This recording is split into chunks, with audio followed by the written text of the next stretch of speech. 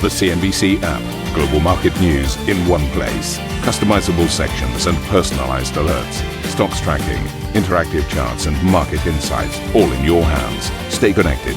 Stay informed. Download the CNBC app today. Good morning and welcome to Squawk Box Europe. I'm Juliana Tattlebaum here with Carolyn Roth, and these are your headlines this morning. The U.S. and Japan agree what President Trump dubs the largest trade deal in history, slashing baseline tariffs to 15% on most goods, including car imports, sending shares surging. Unicredit raises its outlook after posting a surprise profit jump just a day after ditching its bid for smaller rival lender Banco BPM. Speaking to CNBC, CEO Andrea Orcel says the move ended up being inevitable. We've drawn a line under this transaction. To be honest, it had become a drag on us. We feel we were accelerating way further than they were, and the value had shifted. But most importantly, given the situation on Golden Power, there was no other place to go. SAP Cloud revenue jumps 24% in the second quarter, but still misses forecasts, sending shares in its U.S. listing lower. CFO Dominik Asam tells CNBC he's still confident despite trade volatility. The pipeline for the second half is still very strong. We have an extremely strong competitive position. We are not seeing deals going away from SAP. It's just that sometimes some decisions are going up in the ranks of the organization because of all that uncertainty.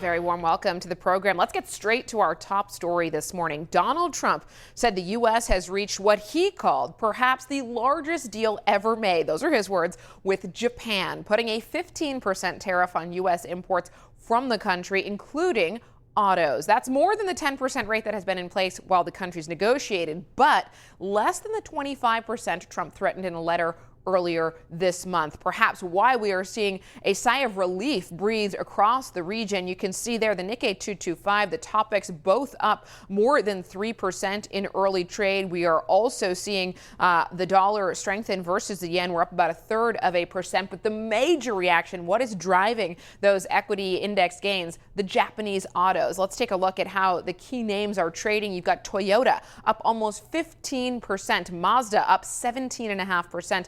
Nissan and Honda both sharply higher as well. Let's get straight out to Lynn, who joins us now with more on this deal. Lynn, flesh out for our viewers what exactly has been agreed between Japan and the United States here. As you say, we have the headline here, which is that the deal has been struck. We've got confirmation from both sides. We know that in terms of that so-called reciprocal rate, that has come down by 10% versus what was threatened in that letter. So 25 to 15. And then we also know that, and we saw this in the market reaction specifically when we look at the auto companies as well, that 25% sectorial tariff on auto parts, that's also come down as well now to 15%. In terms of the other specifics here, the 50% on steel and aluminum, that still remains. And, we heard the U.S. president, on the Truth Social talking about this being the massive, perhaps the biggest ever deal. He's referring there to the $550 billion of Japanese investment into the U.S., which has also been promised. But, look, the details are still, even to this moment, very, very hazy. He's spoken about the fact that Japan has agreed to some sort of a joint venture or investment in terms of the Alaska pipeline LNG deal, that $44 billion project that he has been touting since he became president. We don't know exactly where the source of all of this funding is going to come from. Also, we heard from the Prime Minister of Japan talking about it, clarifying that it's not just $550 billion of investments, but it's also loans as well as investments. We also know, of course, one of the key concerns has been around non-tariff barriers. And on that front, we heard that Japan has agreed to increase U.S. imports imports of U.S. rice into Japan as well, and also relaxed some of their additional safety checks when it comes to U.S. autos going into the country as well. But as I said, crucially, and what analysts are saying, we are still waiting for more of the details to come through in terms of this trade deal. Also, we have heard from the Japanese side, these are some of the questions that a lot of investors were wondering. Certainly one of the sensitive points around defense, because we know that the US has been applying a lot of pressure on its allies. We've seen it in terms of Europe, also in terms of its allies in Asia as well, to spend more on defense. Defense was excluded from this deal, and also there was this concern around whether or not, because we know that Trump has been really unhappy about the weakness in terms of the Japanese yen. He says that that has hurt US manufacturers, US exporters as well. But we have heard that Japan said that foreign exchange, the Japanese currency, that is not part of the deal as well. But I think one of the other key things that has come out here is the political side of things. And now we've just had the upper house elections. The Prime Minister of Japan has been under an incredible amount of pressure given the drubbing here. He has lost his party as well as his coalition partner, has lost control of both the upper as well as the lower house of parliament, the diet there. And so both internally within the party as well as from opposition parties, they have been calling for him to resign. And now there are multiple reports, both in local as well as international media, saying that he could resign this month or next month as well. Linlin, thank you so much for this. Now, later this hour, we'll speak to Shin Kadota, head of Japan FX and rate strategy at Barclays. That's coming up at 7:30 London time. And speaking to reporters after announcing the trade deal with Japan, President Trump also hinted at a deal with Europe in the coming days. We have Europe coming in tomorrow, and the next day we have some other ones coming in. We're doing things that have never been done in this country before, and our country is becoming very rich again. And that's the way it should be. They're not taking advantage of us. Plenty of corporate action in Europe this morning, and let's kick things off with Unicredit. The company has raised its full-year net profit outlook after beating bottom-line expectations in the second quarter. The Italian lender now sees net profit of around 10.5 billion euros for the full year. And of course, those results come a day after it withdrew its offer to buy smaller rival Banco BPM. Unicredit said conditions imposed by the Italian government under so-called golden power rules had created too much uncertainty to proceed, describing it as a missed opportunity for shareholders and the Italian economy. Sylvia has been covering the story for many, many months. Probably not a big surprise that Unicredit is now walking away after 8 months. Just too much uncertainty, right?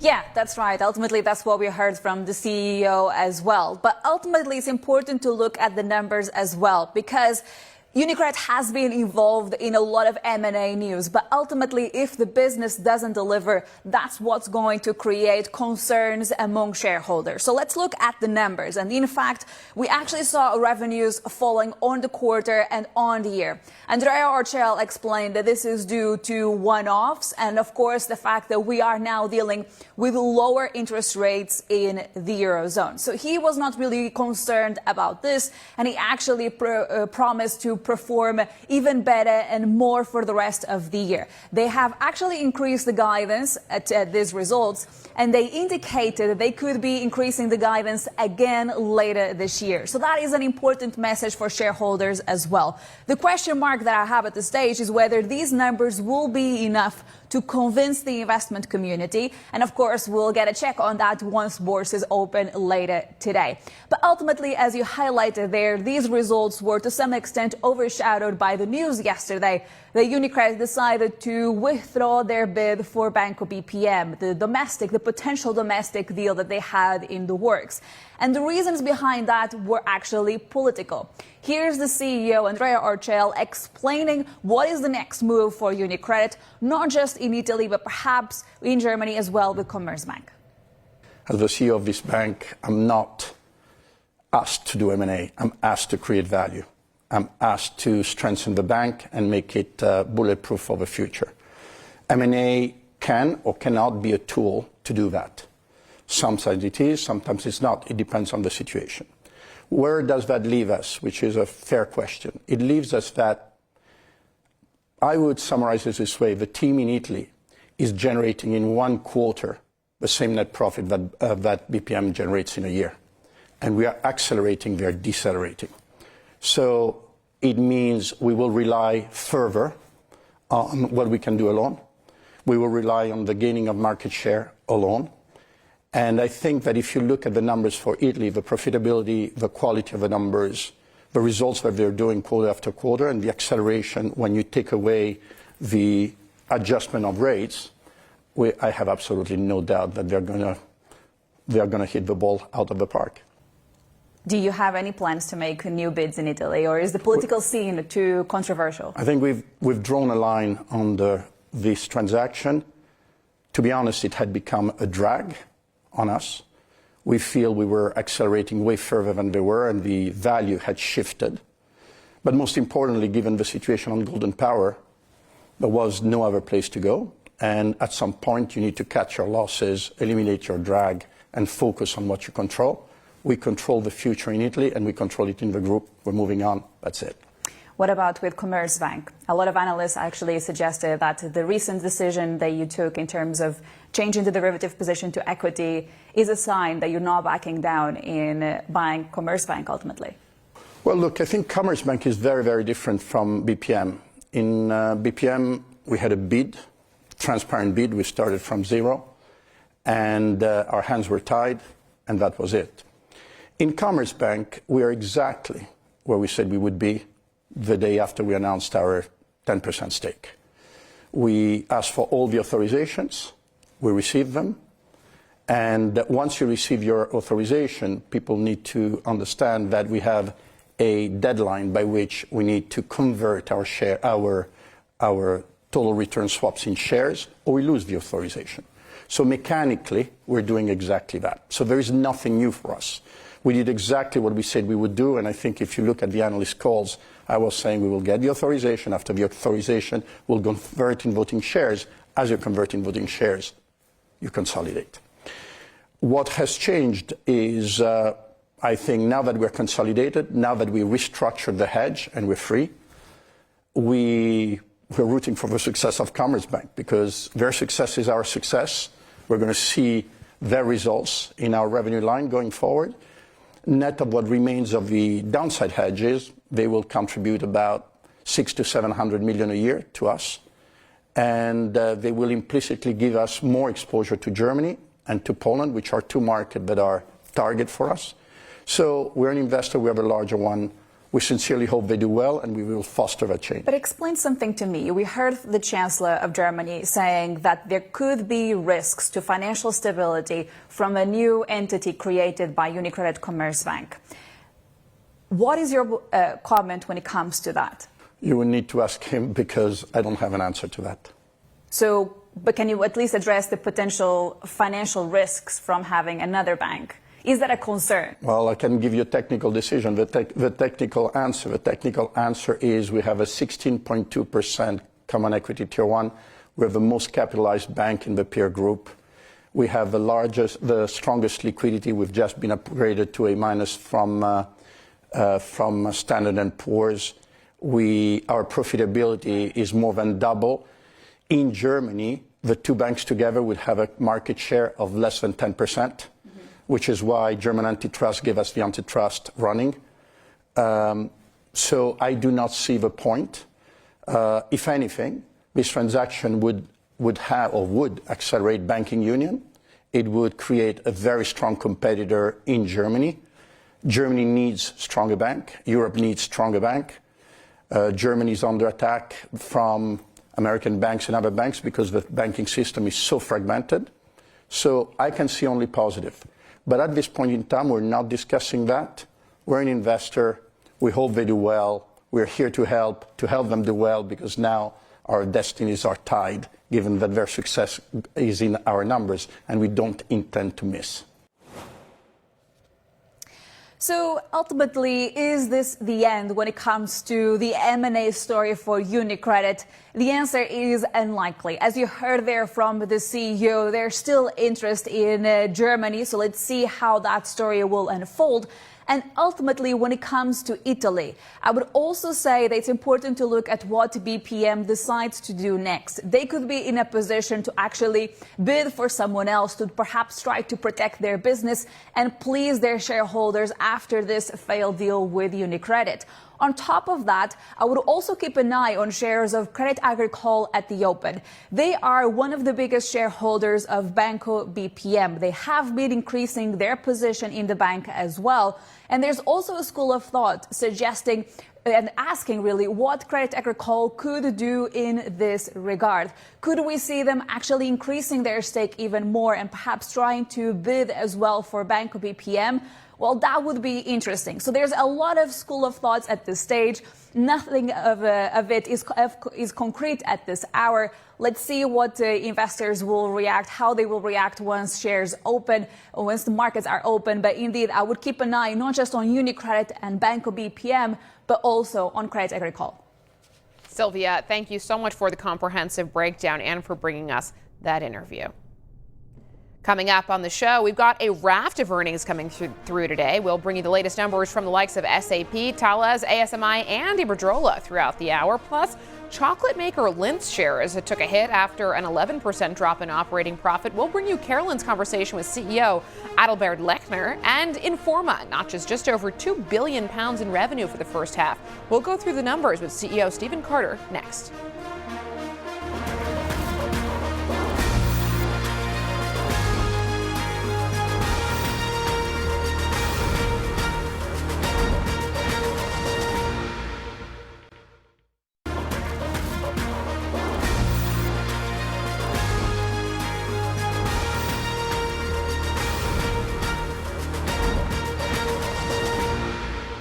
Welcome back to the program. Let's get a check on U.S. markets and see how Wall Street fared in yesterday's trade. You can see the Dow Jones added about 0.4%. It was a flat close for the Nasdaq, and the S&P 500 closed at the 11th record year to date. So the gains continuing, albeit marginal, in yesterday's trade. 9 out of 11 sectors were positive on the day, led by healthcare, which actually bounced about 1.9% after being a bit of a dog in recent trade. In terms of Asian markets, let's take a look at the reaction there. Nikkei 225 in Japan reacting to the big news overnight of the U.S. Japan trade deal coming through a lot better than many had been expecting, and that index up about 3.7%. You're also seeing gains in the Hong Kong market, more than 1%, and more modest gains in mainland China and South Korea. In terms of European futures, a lot of earnings to digest once again today, and that's getting factored into the trade. We are looking at quite a strong start following that strong handover from Japan. More than 1% higher indicated for the CAC 40, the DAX, and the FTSE MIB over in Italy. And let's get to some of those earnings. Informa upgraded its guidance for the year after posting a 20% jump in revenue in the first half, coming in at just over £2 billion. The British firm increased its interim dividend by nearly 10% to 7 pence. We're glad we're now joined by the CEO of Informa, Stephen Carter. Stephen, good morning to you. You must be feeling pretty well, being able to raise the guidance. How are you feeling about the numbers? Look, we feel good about the numbers. We've had a good start to 25. I think we've, on all four of what you might say are our key measures, revenues, profits, cash, and the dividend, we've seen really strong growth. And both of our categories are doing well. We're basically a two-sided business, live events, specialist knowledge, and both are doing well. Can we talk about the live events? And I wonder to how much visibility you've got on this front. People still want to meet, and that was very much apparent in the aftermath of the COVID pandemic. People really need that face-to-face interaction. That said, there's so much uncertainty in the world right now. Do you have any visibility on that front? Look, one of the great things about that business is you get a lot more forward visibility than you might think. At a mechanical level, there's a rebooking mechanism, so we can see forward certainly 50 to 60% of our revenues on an annual basis. And sitting here halfway through the year, we can see towards the end of the year nearly 70, 80% plus of our revenue. So we actually have good visibility. And you're 100% right. I mean, during COVID, live events wasn't a great business to be in during COVID, but so there was a kind of existential debate, would it ever come back? And one of the things that's definitely happened is the power of live has gone up as the world digitizes, works from home, works remotely, distance traveling. And if you have the right brands in the right markets and the right locations, it's a good place to be. But in times of trouble, isn't that where companies would potentially be cutting first when it comes to sending their staff to these kind of trade events, including the travel that's associated with it? Are you not seeing any of that? We're not, but I think, it's a fair comment. People are, in our business, the same is true. I'm sure it's true for many. You're looking for value. So it speaks to, what's the quality of your product, what's the value you're offering, are you in the right markets, both geographically and sectorally. And we now have a very spread portfolio. I mean, you described us as a British firm. We're listed here, but actually we do less than 4% of our revenues here. Most of our business is spread in all the major industrial locations in the world. Stephen, I had the pleasure of going to Super Return in Berlin a couple of months ago. Did you enjoy? It was an amazing event, and I say that because it was heaving with people. There was so much energy, so much buzz, and so many participants there were remarking about how well you monetize the event. At every corner of the event, you seemed to capitalize on what people were doing there and created a way to monetize it. Is that what you're doing throughout your live events, category? Finding more and more ways to monetize, and how is that affecting the profitability of each individual event?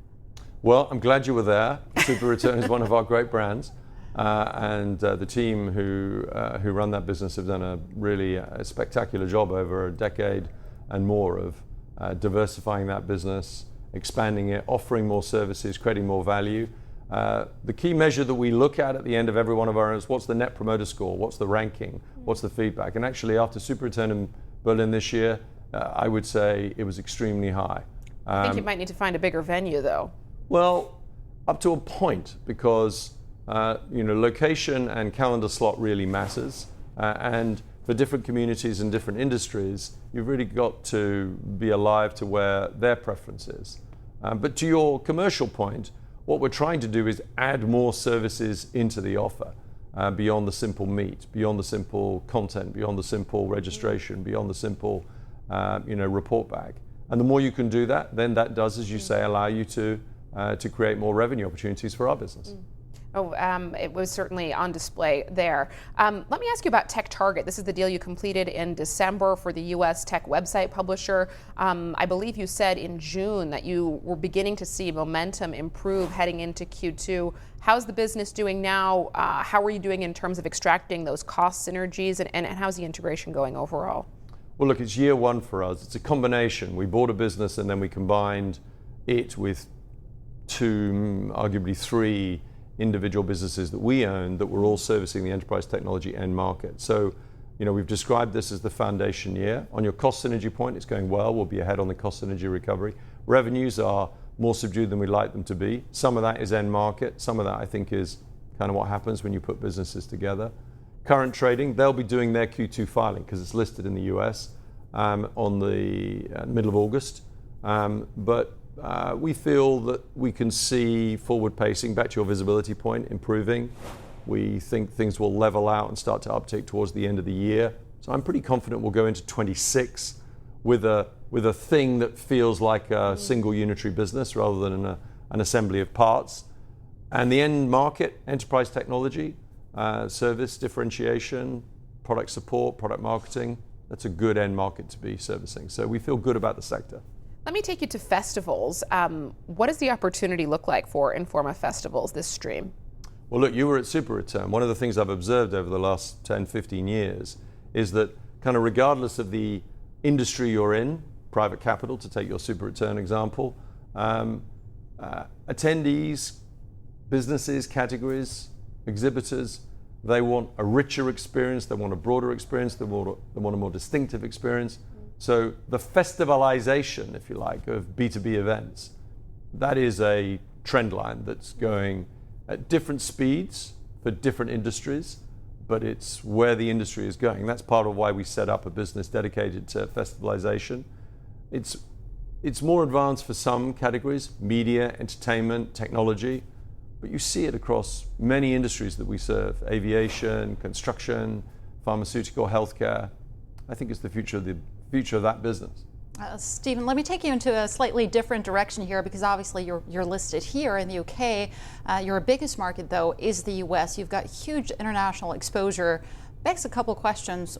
Why would you still want to be listed here, given the constraints on liquidity, on valuation? And my second question would be, is this a country, is this a business environment that is well run by one of your peers?